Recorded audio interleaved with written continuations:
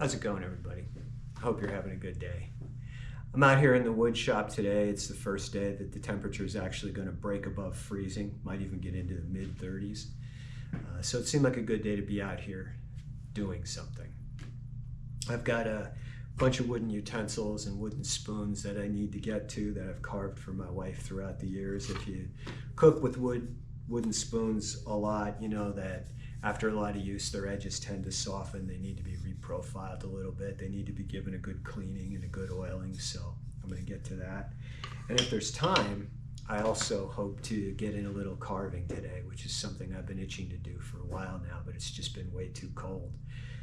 Actually, today was the first day I was able to go out and break up all the snow and the ice that was still left in the middle of the driveway. So anyway, I've been thinking lately a lot about the process of creativity. And let me ask you, when's the last time you actually created something? Just thrown yourself headfirst into the process of simple, radical creativity. There are a lot of videos out there lately and a lot of people talking about how necessary it is to make things right now. Especially at a time when there's so much turmoil and so many people who seem to be bent on destroying things. The act of creation is a balance to that. And it seems that there are two schools of creativity. And I'm not going to say that anyone's exclusive or that people don't jump back and forth between the two from time to time. But there seems to be two schools that have presented themselves. And you know, the idea that in order for something new to enter the world, something old has to leave it. Something old has to break. That's not a new idea. And art seems to follow with that philosophy. There seems to be the school of people who use their art as a weapon, as a way of tearing down the old. I'm thinking of bands like Rage Against the Machine or other artists who put their work out there as an attempt to oppose or to destroy the old. And that's kind of a broad brush statement, but I think you get what I mean. And then there's that other school of people who use their art as a way of ushering in the new. That seems to be where I fall. The creativity around here has been off the charts lately. Been able to get some carving done. I've been putting out quite a few podcasts.